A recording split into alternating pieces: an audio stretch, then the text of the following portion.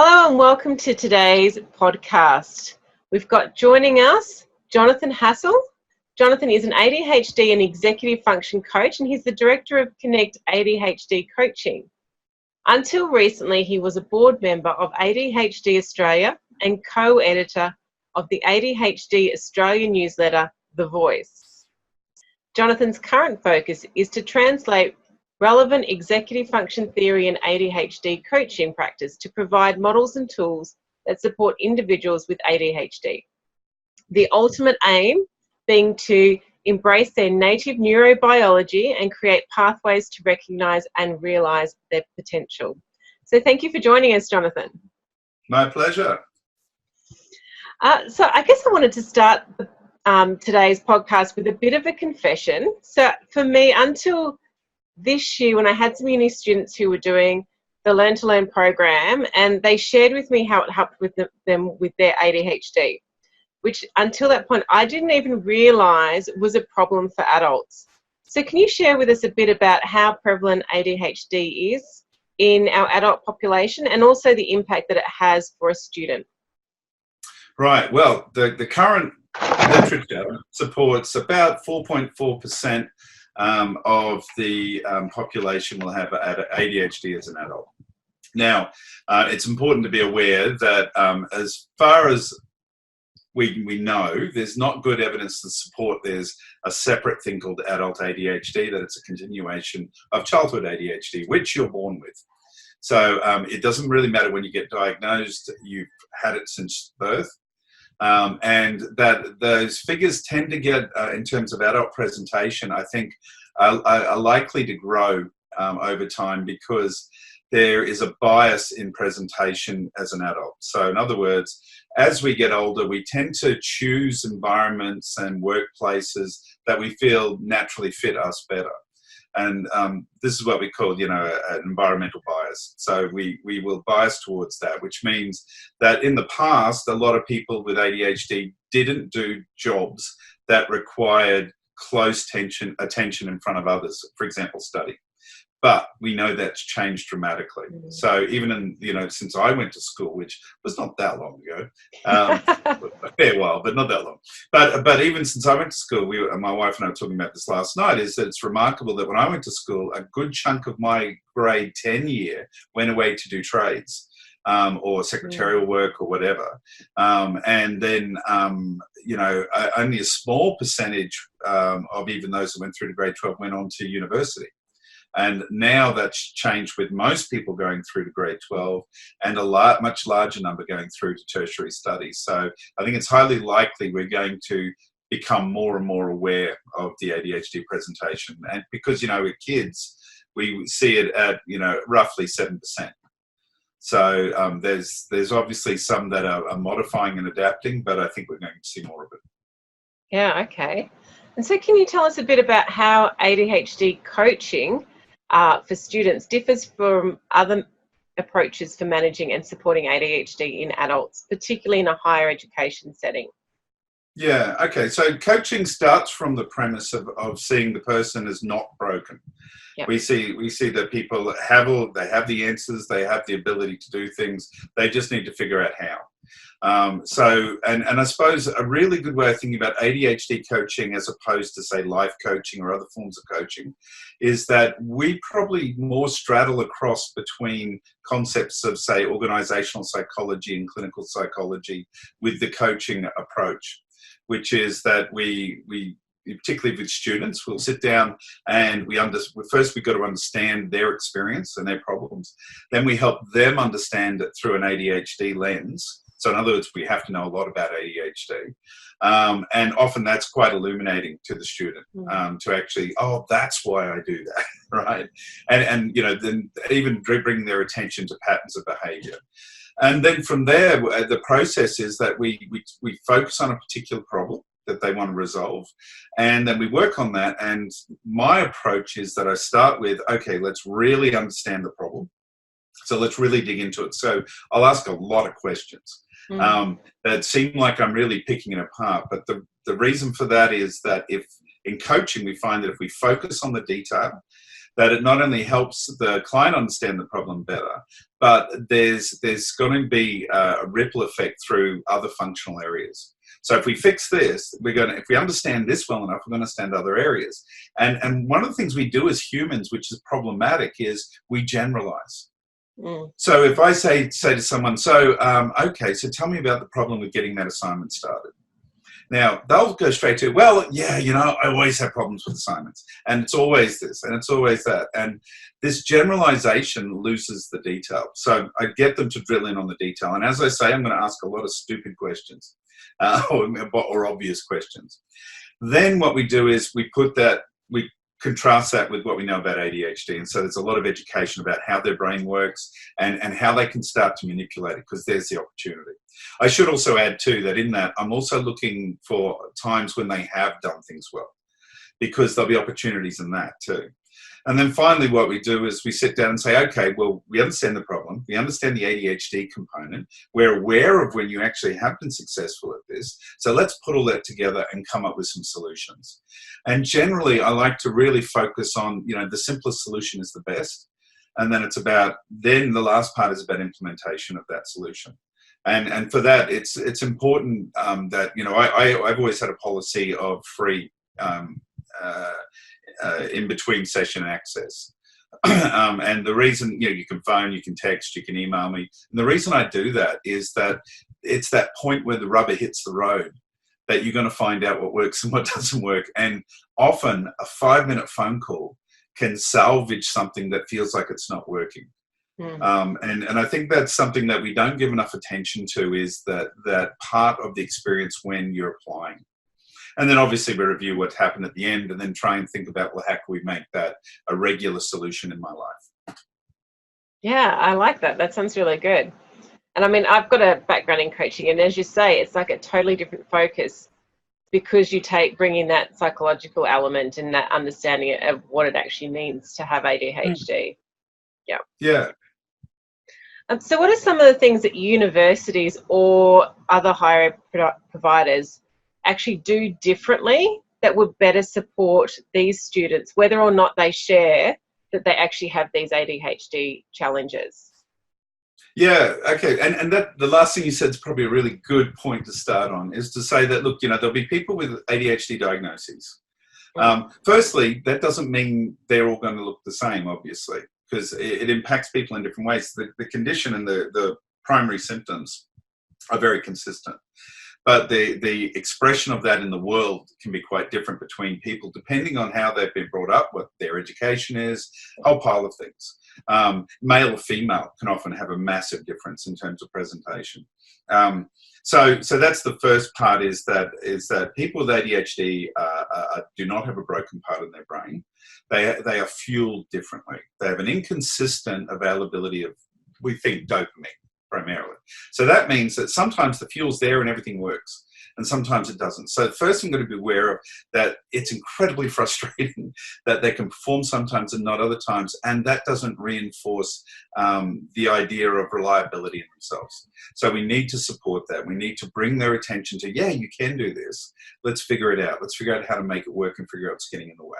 The other thing is too, is not everyone will have an ADHD diagnosis, but they will look very much like ADHD. Now, just because they haven't got a diagnosis doesn't really matter at that point. I mean, ultimately, the diagnosis is a useful thing to have, and it opens up more treatment options. But they may not even meet the criteria, but they may still have problems at uni. So if someone presents and they're presenting with executive function challenges, so problems with attention, with organisation of any resource, including time, of working memory issues, about not appearing to be able to process internally and needing to externalize, stuff like that, and even emotional regulation. If they're presenting with those sorts of problems, then I would be addressing them in the same way, that we've fundamentally got an executive function problem. Which leads me to my second point, which is we need to see this through an executive function lens. It is like the Rosetta Stone for ADHD, particularly, well, for me anyway. And it takes a little bit to get your head around. And our executive function is our ability to self-regulate our thinking and in turn our behaviour towards our future success. Okay, so it's how we regulate, direct our attention. It's how we regulate our emotions, including motivation. It's how we manage our working memory or short-term memory. They're holding ideas in forefront of mind and organizing it. It also probably has links into how we access long-term memory, because people with ADHD have fine long-term memories. It's just their filing system isn't great. So they need to actually have more clues to access that information, or more like a better breadcrumb trail. So they're the main ones, and the other things that will be around. So time management will be a major issue, and I must stress with ADHD, most people with ADHD do not have a concept of time. It literally is fluid to them. So time management needs to be really concrete.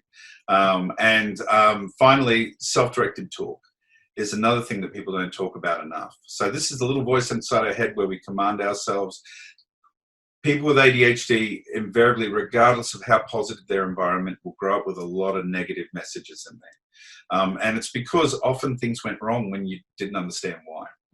So being really conscious of even getting people to say, so what are you going to tell yourself when you come to that point? What's your mantra? What's phrase you're going to use?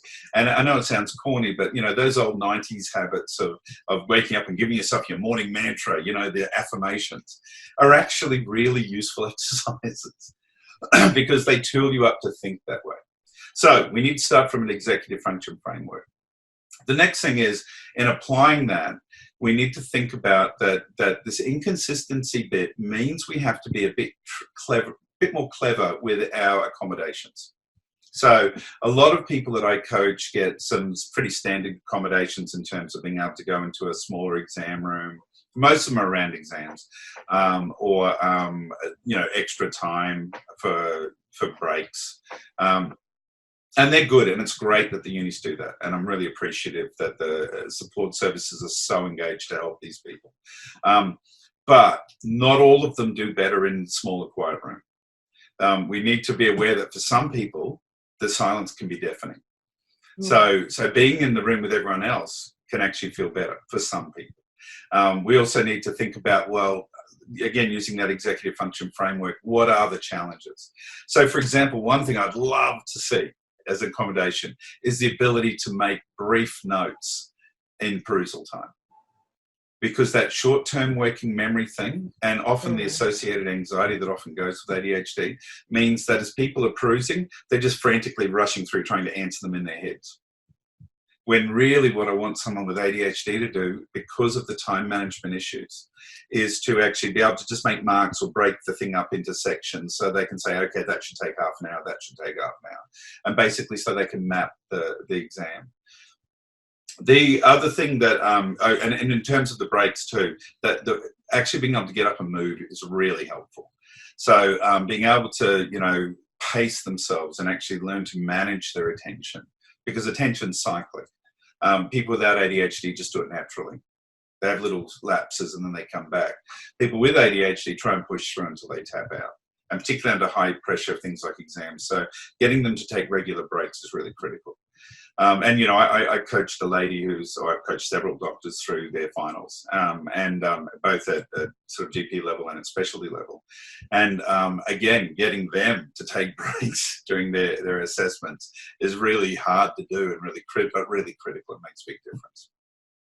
In terms of assignments, sorry, I've got a list. In terms of assignments, again, they're phenomenally accommodating and again, very appreciative of that. However, I have seen a slight increase in the standing extension. By that, I mean that they basically told after so many extensions, well, obviously you're having a problem with this, so guess what? Just ring through and we'll always give you an extension. Now, that's a great way of accommodating something when we don't know what the problem is. However, we do know what the problem is. So the problem is it's with assignments, it's basically a big task that's weeks away. That so for someone with problems with self-regulation of their motivation, it means that to them it's big and it's complex. I can't pull it apart in my head easily, even though intellectually they know what they need to do. But it's holding it all in their forefront of mind at the right time. But also too, like 3 or 4 weeks away is forever. if you don't have a strong perception of time. So why should how can I prioritize that over anything else when I haven't really untangled what to do, and it's a long way away. So really the critical thing with assignments is for support services, if they can make themselves available for some really concrete planning, and look, some do this, and it's fantastic, is if they'll actually be there and say, well, the moment your assignments come out, come and see me, we'll sit down, and we'll spend 15 minutes mapping out the assignment. And I always use the backward planning process, which I'm sure a lot of people do. So start with handing the assignment in. So when do you want to hand it in? Do you want to submit it at midnight online along with 3,000 other people and risk the internet being down? Because I've got people that will wait till 1 minute to midnight and do it, right? Instead, why don't you pick a due date? Pick a due date that suits you, maybe a couple of days before. And I encourage them to think about buffer time. So, and my buffer time for an assignment is if the world caught fire, well, it literally is right now, but if the world was burning and I couldn't get to it till the last minute, how many days would I need if I was working consistently to knock that out? And so it's this safety net, and usually it's 2 or 3 days. And then from there, you work backwards. So what's the last thing you did before you hand it in? You do a draft review. You allocate a job to that. And then you work backwards, check the referencing. And then you're going back into writing usually the intro and conclusion last, and then the body points, and working back that way. Back into research, planning the essay, all that sort of stuff, right? Right back to understanding the question and allowing time to really soak into the question, okay? Now, if you break those down, they can break down into usually just no more than a couple of hours each, most of them, if you break them down into individual steps. And then you scatter them across the time between now and when you want to hand it in. And when you do that, you'll find that you don't have to put it every day if you don't want to. You can pace them out. But the beautiful thing about that is it means you get 2 great values. One, you get flexibility, that you can move them if you need to, because you've created space. But the other thing too is you get this free processing time. That the sleep between, the day between stuff means that it's still germinating in your head. And with ADHD, you're probably talking to someone about it. And that talking is a verbal processing. So if the uni people could sit down with them, plan from the start like that, and then create check-ins for them, just like supervisors do with, dissertations or thesis. So, create check-in points where they're going to come and check in and talk about what they're delivering. That would be a massive, massive improvement on delivery and a much better solution than extensions. Because it sounds like that. Sorry. Talking about it is a really important part. Would that be right? So the actual process of talking about it, because I know that for a lot of our distance students, that's going to be a challenge, isn't it? Because they're not seeing someone necessarily. Oh yeah. Verbal processing, but okay. So this comes to another point too, that you're good. This point carries on to another point about what we can do to support people with ADHD. We can actively encourage what I call the coalition of the willing. So that's your support network. Now, the problem with ADHD is because there's the best intention in the world in terms of doing it. And we intend to do it, and we intend to do it the best possible way. But then our self-regulation gets the better of us. Which is effectively our adaptation from our internal self-regulation in the world. It's how we adapt between the two. So the first thing we do is we stop talking to people. We stop telling our parents, our friends, our girlfriends, our boyfriends, our tutors, we stop telling them what we're doing. Because why would you tell them if they're going to ask you, say, actually, no, I haven't done that yet. And they're going to look at you with that sad look on their face and say, why not? What were you doing? And then you're sort of going to say, well, there was this really cool cartoon, or, there was a gig on, or there was, or I just forgot. So, and when we do that, we lose a really powerful influence as humans. We're social animals. So what we need to do is we need to really tend that, as I say, coalition of the willing. We need to think about, well, okay, who's the immediate people in relation to this task? So say an assignment.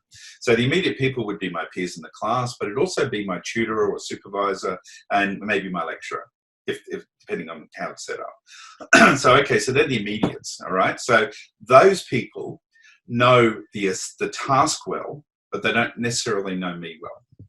So what they can be encouraged to do is, well, explain to me your problem with achieving this task. So the support people at uni are fantastic in knowing all the tasks, but they don't necessarily know what ADHD looks like for that person. So they can put the focus there. Pardon me. The second part is what I call the constants. Family, friends, girlfriends, boyfriends, people are going to see all the time. Actively telling them what your mission is, like your assignment or whatever, is really good. But what you've got to remember is they know you well, but they don't know the task well. So informing them of the task gives you free processing time, because we'd like to verbally process, but also too, it takes them into the journey. So they're going to ask. So that's great. Now, and the third one we're going to think about too, and particularly today, is what I call the peripherals.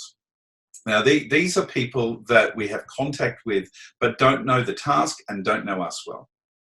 And a big culprit for this is social media.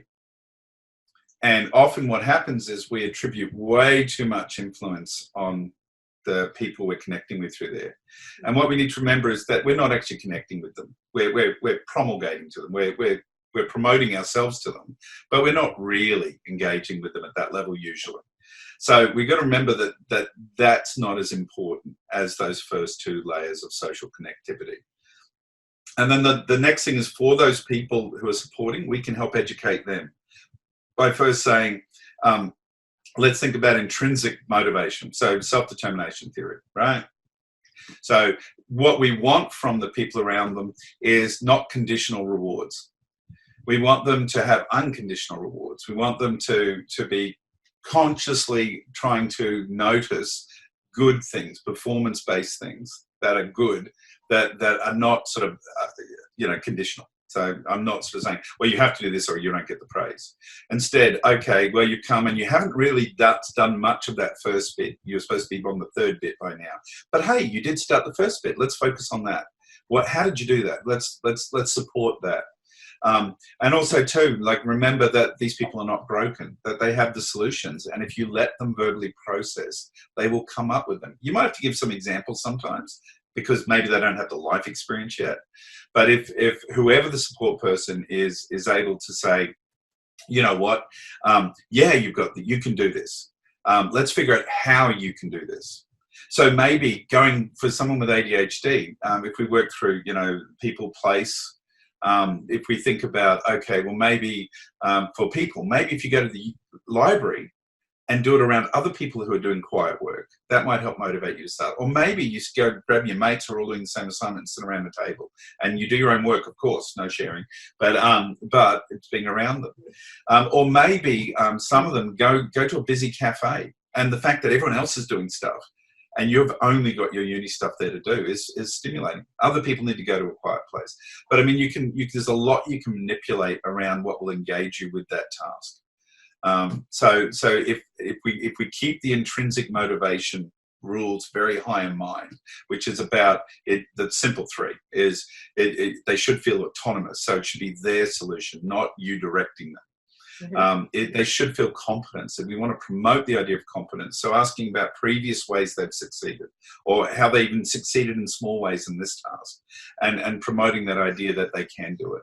And finally, the relatedness or social relatedness, that, wow, won't it be great when you get this done? All your peers are doing the same assignment. And also to that social recognition of, we're really proud of you just for doing this thing. That's amazing. So that those three are the simple rules for cultivating the right sort of support for these people. That sounds really good, and I like that. There are things we can do. I mean, it's easy to sort of say, oh, it's too hard, or they've got to deal with it themselves. There are small adjustments that we can make, and just even that awareness that these are the challenges that they're having. I know one of the ladies I was talking to, for her, it was, she could get, as you were saying, she could get this extensions, but still not being able to meet that new deadline. Or when she did get things in, not being finished. So, we sort of have the best intention sometimes when we think we've got a simple solution, but it isn't a simple situation. And there's all those different layers that you're talking about that we need to be aware of. Yeah, yeah, exactly. And so maybe the question should be that if what we're doing is just accommodating the problem, does that tell us it's going to solve the problem in this, just because we've got now a shorter time frame? Sometimes it will, sometimes it won't. So in other words, if we've got to ask ourselves if we haven't discovered and resolved the primary issue that is stopping the performance, and it's not ADHD, it's whatever executive function challenge is happening as a result of ADHD. Then we're not going to get anywhere. We're just going to create. And actually, my partner, who's also a coach, mentioned this morning when we were out on a walk about a client she had who got lots of extensions, and said, what'd she call them? She said they were just like, it was like being on a death sentence. She said it's never it was ended. just like less time. It was like being on death row. You're just waiting for the shoe to drop, right? So yeah, exactly. Awesome. Well, thank you very much. They're all the questions I had. Did you want to share a bit about what you've got planned for 2020? Because I know you've got some exciting projects. Yeah. So from Connect ADHD and EF Coaching, my partner and I, Monica, we work with people primarily one-on-one, but we've also run programs over the years, and we've partnered with a couple of coaches in America. And we've got a new platform we'll be launching in the new year called ADHD YOU.